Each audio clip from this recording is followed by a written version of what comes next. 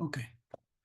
So what we want to discuss is boundedness of two important, or actually three, but basically the Gaussian maximal function, and then the two potentials, the Rees and the Bessel potential for the Gaussian measure.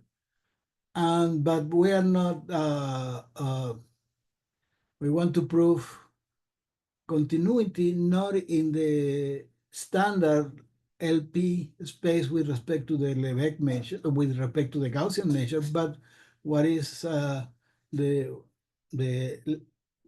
variable Lebesgue spaces with respect to the Gaussian measure. Okay, so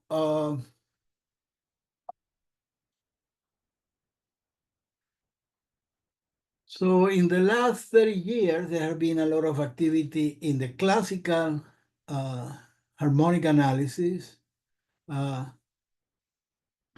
of variable regularity of those classical operators on variable Lebesgue spaces, right? And the Gaussian variable Lebesgue spaces have been considered much later. Actually, I went to Argentina in 2013. That was when I learned about these spaces, because you know, we have the LP spaces, and there is a generalization of LP spaces that is Orlik spaces.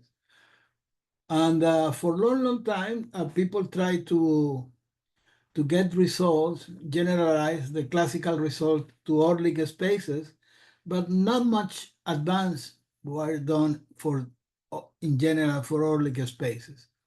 And so Gaussian Lebesgue, variable Lebesgue spaces are kind in between. They are more general than Lebesgue spaces, but has more structure than Orlik spaces. And they prove to be more adequate to prove classical results. So as I said, in 2013, there was no articles regarding the Gaussian Lebesgue spaces. And a little bit later, in 2017, this friend of mine that visited not long ago, Roberto Scotto, a collaborator, Stefania Dalmaso, got the continuity of singular integrals in Gaussian Lebesgue spaces. And we were a little bit surprised in the sense that, you know, if you have heard me talking about this stuff, you know, like a singular integral is like at the end of the road, right? So before that, you have several other operators to be considered. So they prove the singular integral case. Actually, a little bit later, we prove with Ebner Pineda and well, my same collaborators to this work, basically, and Edward Navas, we prove the continuity of other operators, other singular operators. But then I have a student with Ebner in Venezuela and say, well, but what happened with the other, the basics operator, like for instance, the Orten-Uhlenbeck semigroup, the maximal operator, the Rees potential and the Bessel potential? How do they behave in LP space, in LP variable spaces? Well, it was not proved. Nothing was done in that. And actually, that was the thesis of Jorge Moreno, that is this student in Venezuela. So, so this is a combination of several articles what I want to talk. Most of it is from Jorge's thesis. And as we are going to see, the key for the first part is the maximal operator. Once we prove the maximal operator LP continuity, then you get several results, except for the Gaussian risk potentials. But for completeness, probably you have heard me about this. Let me review all the terminology, if you wish, right? So we have that this is the Gaussian measure, the center Gaussian measure. Actually, since 2017, there is several articles of another group in Italy and in Sweden about what happens if you don't work with the center Gaussian measure, but with general Gaussian measure in RD. And to my surprise, yes, you can say everything, but it's extremely hard because the expressions are very, very complicated. But well, let's stick with the basic one, the center Gaussian measure. And then we consider the normalized Hermite polynomials that, well, they happens to be orthonormal with respect to the Gaussian. This is very important. And it's also a complete system in R2, right? In other words, the linear combination of Hermite polynomials are dense in L2. Okay, and then the additional component is the Orsten-Uhlenbeck operator, which is the Laplacian, but you have this extra term, this term. And not only the Hermite operator are orthonormal with respect to the Gaussian measure, but they are also eigenfunction to orthonormal with respect to the Gaussian measure, but they are eigenfunction of the Orsten-Uhlenbeck semigroup, and the eigenvalue is precisely just the modulus of the multi-index nu. Okay, because they are dense in L2, then you can split L2 in slices in which you consider the subspace generated by all the Hermite polynomial of order K and take the closure in L2. And there is a famous decomposition of that. Then that allows you to decompose L2 as direct sum of these guys. And this is very convenient because then if you have a function in L2, well, if you consider the orthogonal projection from L2 to each of these CK, then the L2, any L2 function can be represented in this form, right? Is the sum over K of the orthogonal projection of each of the CKs. And yes, JK is nothing but the representation, the linear combination of with the Fourier Hermite coefficients of f of order K, right? That's JK. Okay. One thing that I remember since I was start working on this is that in classical harmonic analysis, the Fourier transform is crucial for representations.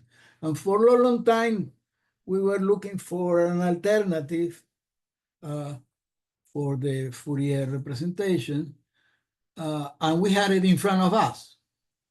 This spectral decomposition is precisely the analog in this world of the Fourier transform in the classical case. Okay. Now, the Orten-Uhlenbeck semigroup, that is the other important component, right, is the semigroup generated by the Orten-Uhlenbeck operator, in the sense that the e to the t, e sub t is e to the negative TL, formally speaking. So, of course, the meaning of this is precisely that if you take a function, if say in L2, written in this form, what you are going to see is the e to the minus t, the norm of V, the Fourier transform, the Fourier Hermite coefficient HV, or written in terms of the Hermite of the Wiener decomposition, you can organize them in its order K, so a double sum here. And yes, as we have said before, this is the orthogonal projection over CK, the JK, right? So yes, then you can see then that what you are doing is multiplying by e to the minus k, and k is precisely the eigenfunction of the with respect to L. So this is the eigenvalue. So this is, again, the spectral decomposition of T sub T. Okay. Now, but of course, as I usually say, if you have series and integrals, most of the time you think that discrete things are simpler than continuous things, but between series and integrals, of course, you prefer integrals. Integrals are better because you have more tools to deal with them, right? So yes, this is a representation of the Orsen-Uhlenbeck, but you want to get an integral representation. And it can be proved that this is the integral representation of the Orsen-Uhlenbeck. The same thing happens, for instance, when you are working with Fourier series. In order to study Fourier series, you need to have an integral representation. So here is the same. This kernel, this long expression is what is called the Meller kernel, and has different ways to represent. For instance, if you remember, this is e to the minus y squared. So if you put it together here, then you can combine them and you get this. This is a very interesting representation, because then you see that you have almost y minus x. It's not a convolution operation, because before you convolute, you need to multiply by e to the minus t the variable x. So it's not exactly a convolution operation. And here, this is another possible rewriting of this guy with another change of value. In any case, this is a very well-known semigroup. It's a Markov semigroup, which means it's a positive, conservative, symmetric diffusion semigroup. Is strongly LP continuous. And the T sub T actually happens to be contraction, right? A contraction means, as we are going to see, that the LP of T sub T of F in norm LP is less or equal than T sub T to LP of F. The constant is 1, right? And yes, as we have said, the infinitesimal generator is, the infinitesimal generator is L. We start from there in this discussion. Okay, so you can prove these properties.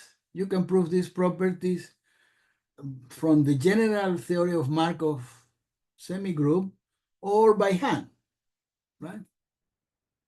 And yes, it also is the solution of a parabolic equation.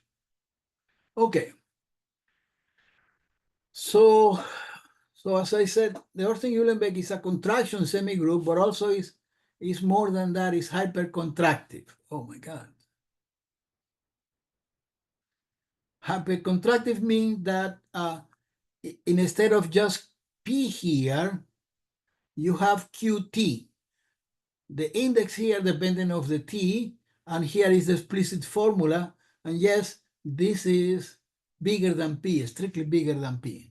that means that the Ornstein-Uhlenbeck semigroup is sending function from LP to LP, but also actually you can prove that it's sending to LQT, which is kind of an improvement. You have more integrability of what you start with, right? Okay. And from the other hand, you define following the classical definitions, spectral multipliers are, you have for a function in L2 initially, you define ML, MK times JK, right? That yes, JK is this guy as we already said. So this is a multiplier in the Gaussian world. And of course, you can immediately see that, yes, this guy happens to be a multiplier, right? Where this is my M, depending on T, right? Okay.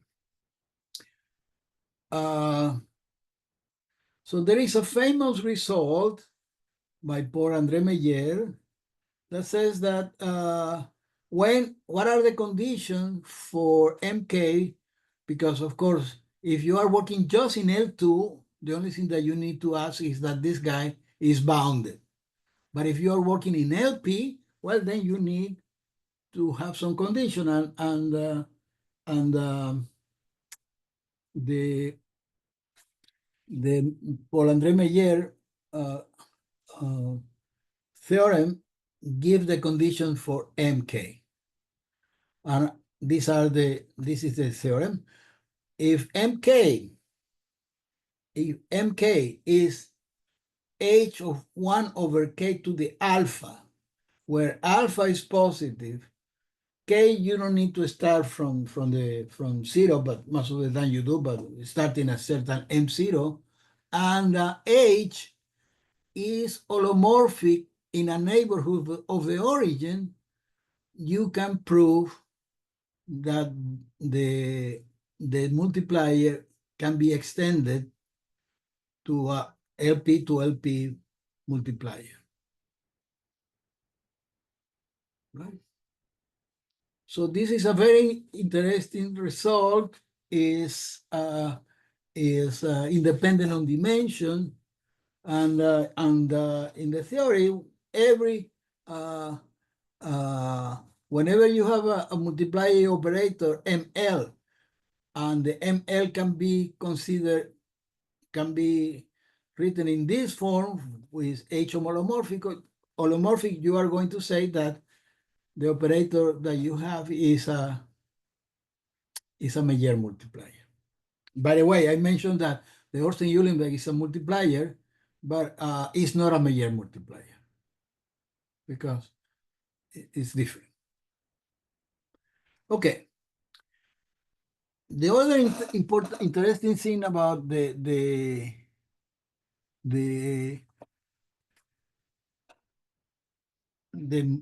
Paul André Meyer theorem is that the crucial part, even though it's not clear at first, of the proof is precisely the hypercontractivity property.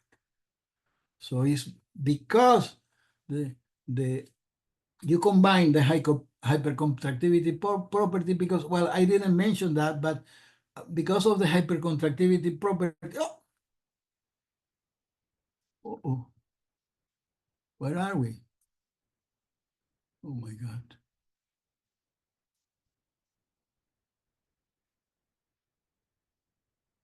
Okay. The hypercontractivity property, you can prove that the JKs, these guys, can be extended to LP. This is something important. Remember, the JK were the orthogonal projection in L2, but thanks to the hypercontractivity property, then you can prove that this guy goes to LP. And then the proof of the Meyer theorem, you split in two parts. The finite part can be handled because of that individuals JKs are LP continuous, and the infinite part, well, you use the fact that H is holomorphic. That's what we. Okay, and then you define the maximal Orton-Uhlenbeck semigroup, which is you take the supremum on T for T of T sub T f of x in absolute value. Okay, then how do you prove the continuity in LP of T sub T, of T star? Well, again, you can use it, the Markov semigroup theory, or you can prove it directly. There are a couple of other proof of the LP continuity of this. And of course, trivially, if you know that this guy is LP continuous, then you can get immediately the LP continuity of T sub T, right? Because simply T sub T of f of x is less or equal than T star f of x. So if you take LP norm, then if you know the continuity of the maximal function, then you get the continuity of LP. Okay. There is another semigroup that we are not going, well, we need it, that is what is called the subordinated semigroup. So this is this Orton-Uhlenbeck semigroup, but with these parameters, and this is a famous formula. This is what is called the subordination, Wagner subordination formula. So, for instance, in the classical case, you have the heat semigroup, and the subordinated semigroup is the Poisson semigroup. Well, here is the same. The heat in this case is the Orton-Uhlenbeck, and this guy is what we call the Poisson-Hermite semigroup. And yes, you can get, this is the kernel using the representation of T sub T. It's not a very nice looking kernel, but you can work with it. And again, this is another semigroup, strongly continuous, symmetric, conservative, positive of contraction, right?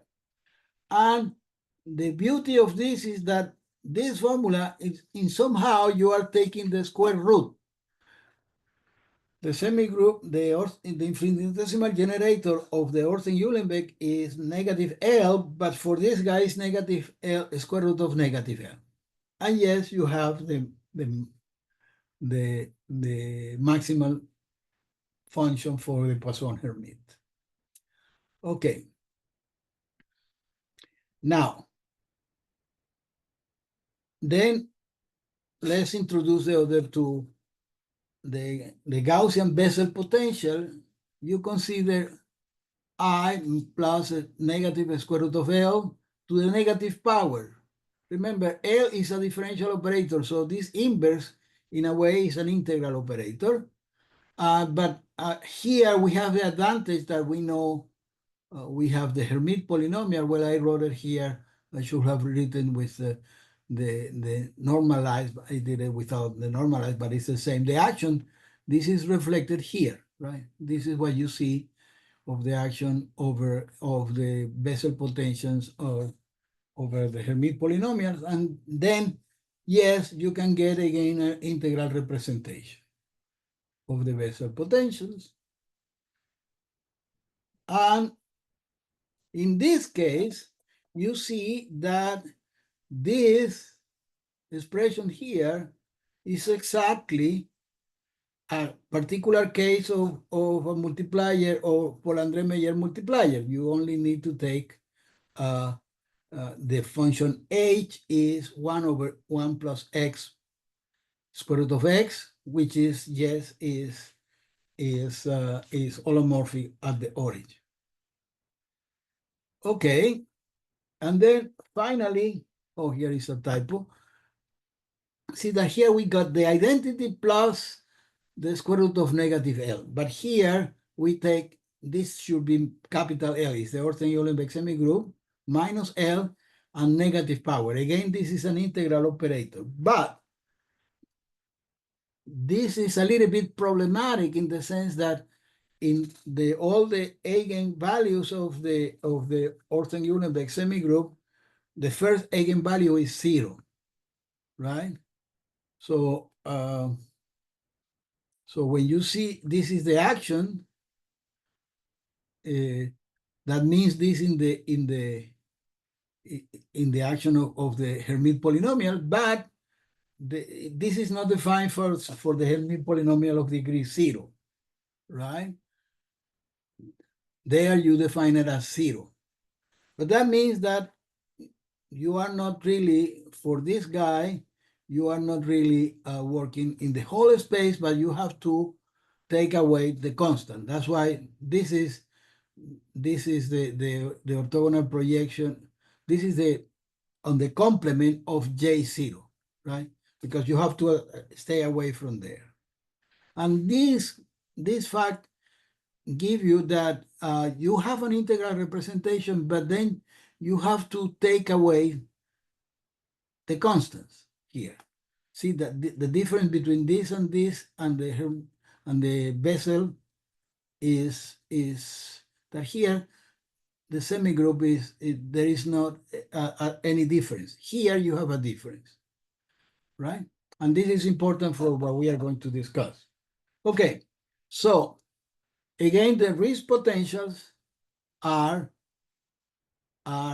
another major multiplier. So the LP continuity of the risk potential are the Bessel potentials follows from risk multiplier, follows from Meyer's multiplier theory. Okay, so both of them are trivially LP continuous thanks to Meyer multiplier theory. Okay.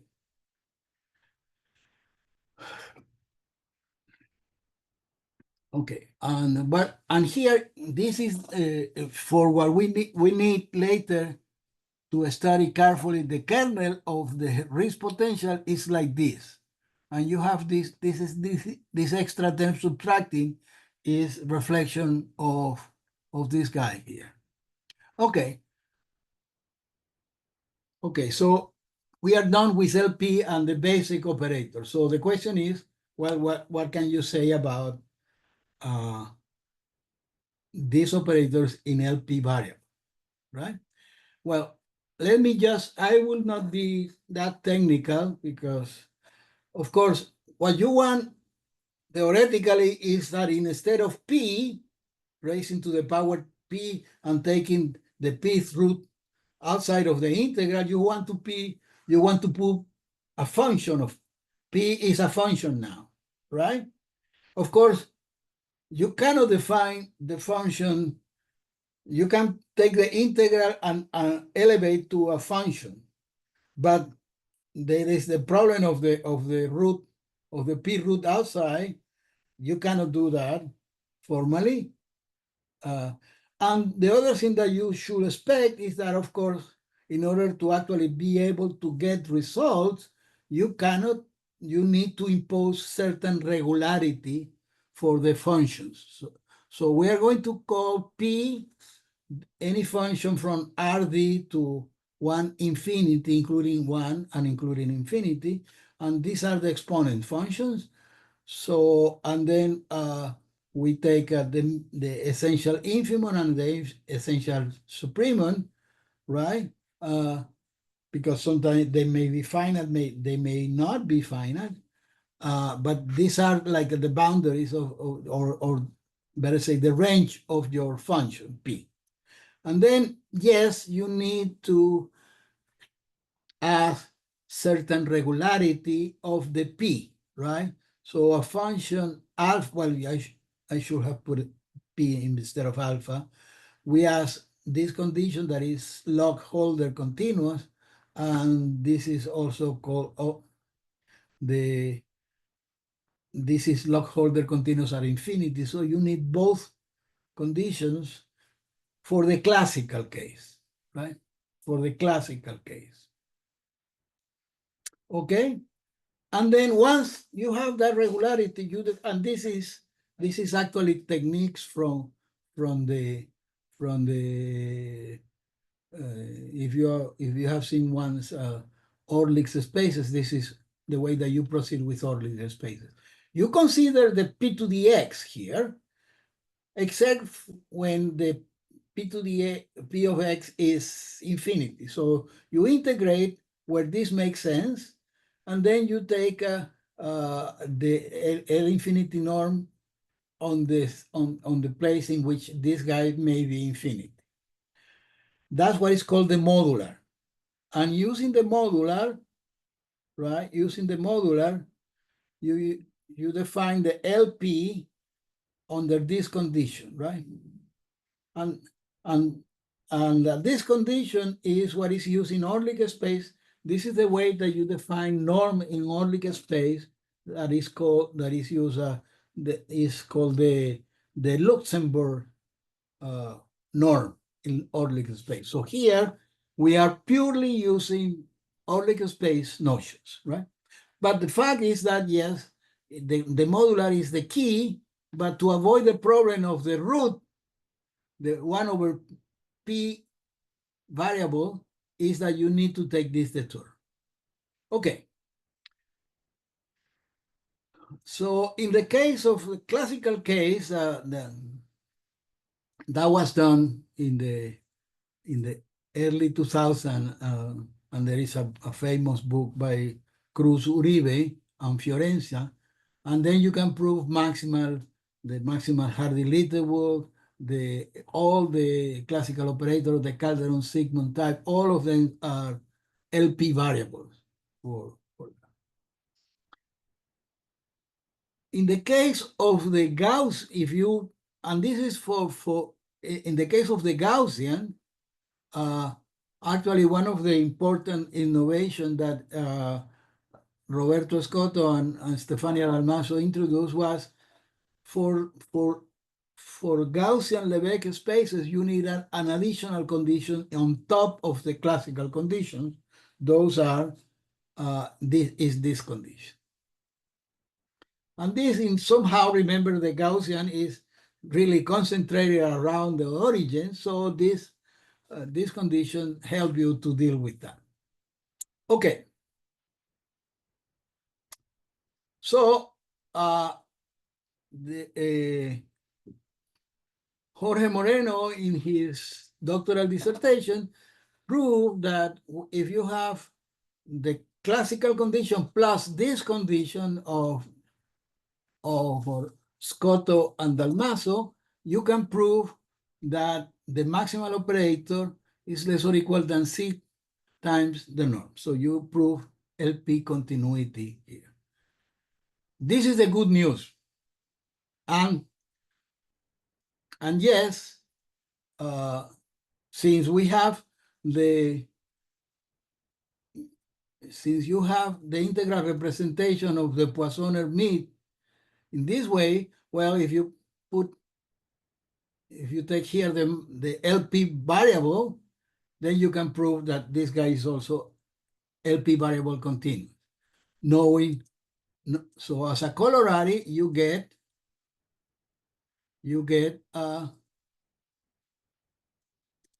that the Poisson also, the Orten-Uhlenbeck and the Poisson, right? So the Orten-Uhlenbeck is like this, simply because T sub T of F in absolute value is less or equal than T star of F, right? This is straightforward once you have proved this. And also, you have other corollaries, the one that I mentioned, the Poisson, and the integral representation of the Bessel potential. You can also get it carried through from the integral representation. You get this. These are the good news, right? But there is a bad news. That the bad news is that there is a C here, right? And then you get this. So yes, you know that the Orten-Uhlenbeck is LP continuous, but you don't know whether is contraction. I mean, we don't know if you can put here C equal to 1. So we don't know if it is a contractive semigroup. And if it's not contractive, well, we don't even know exactly what hypercontractivity in that context may mean, but I mean, you could try to get something like this, right? But for a function, so something like this so far is completely out of reach. We don't know whether it's just for the method that we are using that we cannot get the contractivity. And then, of course, if you don't have contractivity, much less you can then hope to get hypercontractivity. That's out of the question, right? So far. So that's an open problem. So that is something that has to be explored. But see, as I said, because of this, you already know that this guy is LP variable.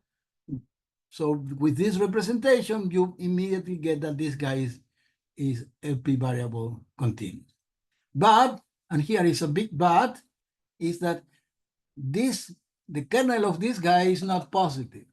So for the Riesz potential, we cannot do that.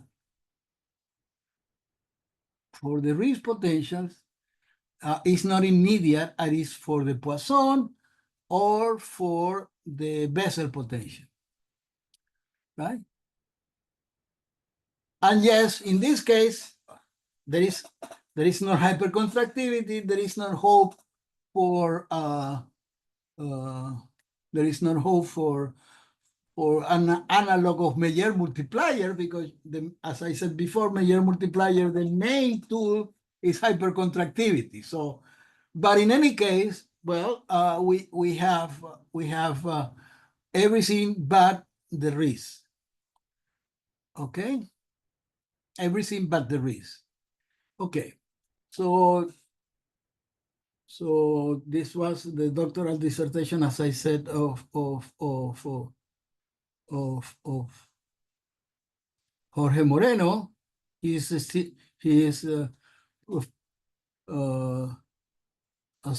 associate professor at university in Venezuela, but of course he cannot live with the salary there, so he's doing other things like selling cheese to survive. Ebner, that was also in Barquisimeto, Ebner left several years ago to Ecuador. So, well, we are the Venezuelan diaspora. Okay, so what can we do with then for the Riesz potential?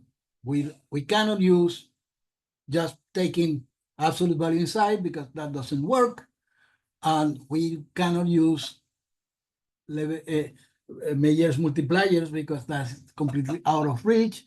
So the only thing was to work directly with the expression, with the kernel, right?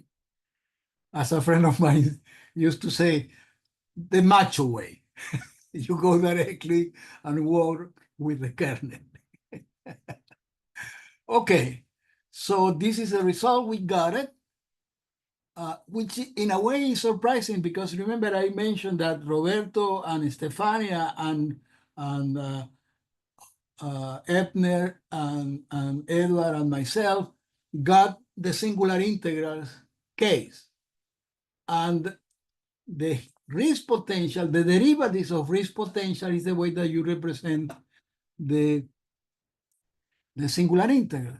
So you are expecting that the proof of this, even if you need to use the kernel, will be simpler than the singular integral case, which is not the case. So we have a very complicated proof, right? That we have been sending without much luck for publication, because I think people don't understand that, you know, one of the reviewers say, well, but you can prove that with the Meyer multiplier. No, you are completely wrong. There is no Meyer multiplier in LP value. So, but it's not an elegant proof. It's complicated. It's more delicate, and this is something that really bothers me than the than the case of singular integrals. Okay. Okay. So we proved that, and one of the problem also with this proof is that this is not for any b bigger than 0, but any b bigger than 1. So for that case, well, we have an alternative proof that again is non-elegant to the case in P constant, right? Instead of the Meyer's multiplier proof. Okay, so let me finish just with, don't worry, we are almost done. The proof of this theorem, or the proof of the maximal functions, the scheme is very similar, right? So I'm just going to say a couple of things.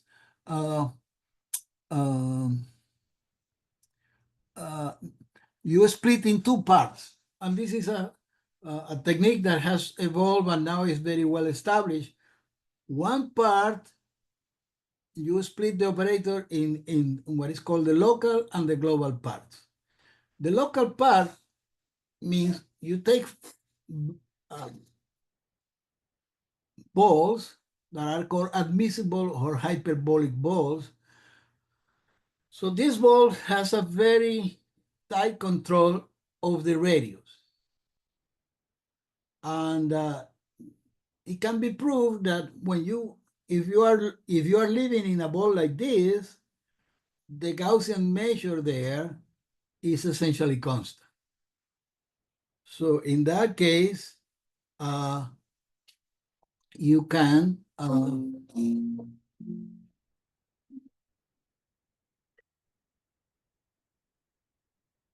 sorry.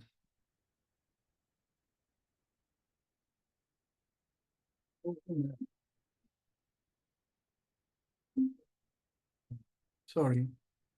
Someone called me, so oh, where are we?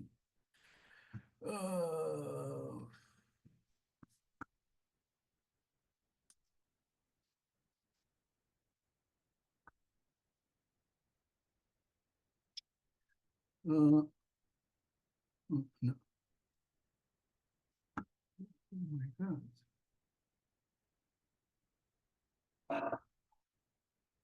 Do you see the screen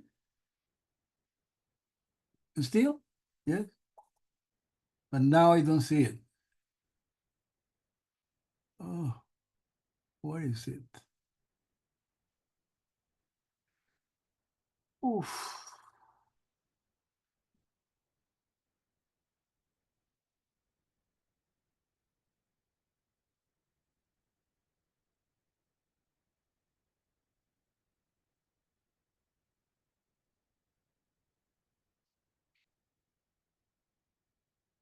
Okay. Sorry. Okay. So in this ball, the Gaussian measure is essentially constant, and that then you consider for instance, in the case of the maximal function, you split the Orten-Uhlenbeck in two parts, right?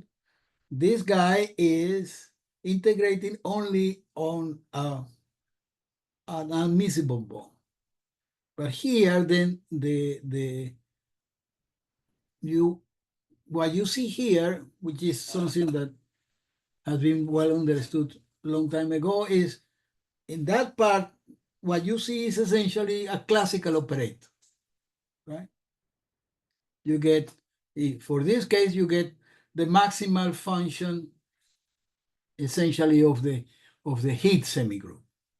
And then you have the classical theory, the Gaussian measure is constant, then you can put it in or out of your consideration. So using classical theory, then with very refined classical theory, you can get the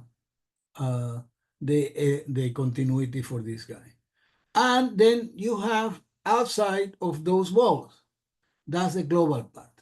And the global part, of course, unfortunately, the hard part should be the local part, but we already have theory for that. What we don't have theory for that is for the global part, and in that case, yes, is where you actually have to work a lot to get the proper boundedness. So for the maximal function, well, then you take the supremum on S of the truncated one inside of the ball, and for the global part, you get the complement outside. Okay, and the same proof is in the case of the risk potential. You split in local and global, and then the local, yes, you reduce to classical risk potentials, but the global part is the one that give you difficulties and where we are stuck, that we cannot prove it for B beta between 0 and 1. Okay, so the global part, yes, you need to use brute force, basically. There is no theory for that. Okay, and as I said, that proof is even harder than the Gaussian singular integral, and that is something that we don't understand why. Okay, so that's it. So there are two important books in Lebesgue variable spaces, the one of and this group of people from Sweden, and also this is the one that is now the kind of the Bible for variable Lebesgue spaces in the classical case, David Cruz Uribe and Fiorencia. This is the article that opens up the Gaussian case, where they give the condition needed, the extra condition needed, and so this, the boundedness of alternative is the one that we did for singular integrals. This is Jorge's dissertation published in Revista Colombiana de Matemáticas, and this is the one that we have been unable to publish so far since 2022. But well, life is hard, right? Life is not a picnic. Okay, thank you for your attention. If you want to learn more about harmonic analysis, Gaussian harmonic analysis, ta-da! This is okay. Thank you for your attention.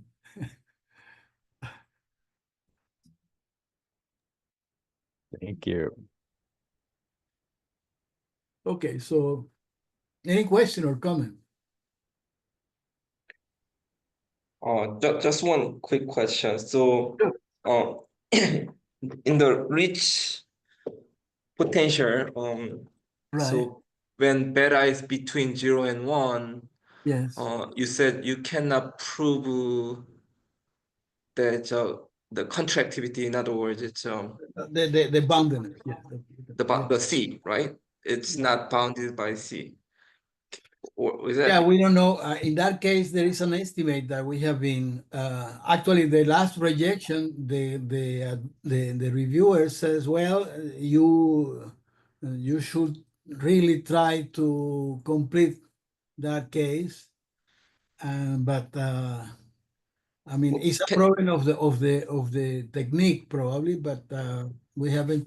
There is an estimate that only works if beta is bigger than 1. So it's this type of problem. Can't you just write like so it's not bound by C, but can't you just write like that C as a function of beta there? The C over constant beta. of Yeah, the instead of that constant C, can you write like C over beta? Oh, I don't know. That's kind of like people used to do.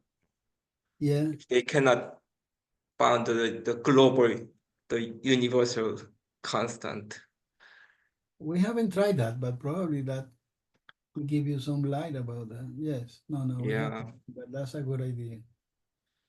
Okay. Thank you for the suggestion. Yes. Okay, guys, thank you for coming. And well, we are going to have another colloquium. Liliana Forsani is coming. So I think we are going to have a colloquium on November 18, if possible. But I will let you know. Okay? The Monday. No. It's Monday? No. Oh, 18. the 18th is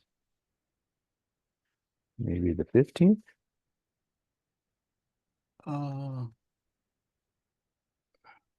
Isn't. Oh, 18 is Monday. That's right. Oh, no. Has to be Friday. Yes, yes, yes. No, then they. Oh, I was looking at, yeah, it's either 15 or 22nd. There is the Thanksgiving is the following week, right? So probably the 22nd then. Yeah. Yeah. Oh, okay. Okay. Have a nice weekend. See you around. Thank you, Wilfredo. Bye-bye. Bye. Thank you. Bye. Bye.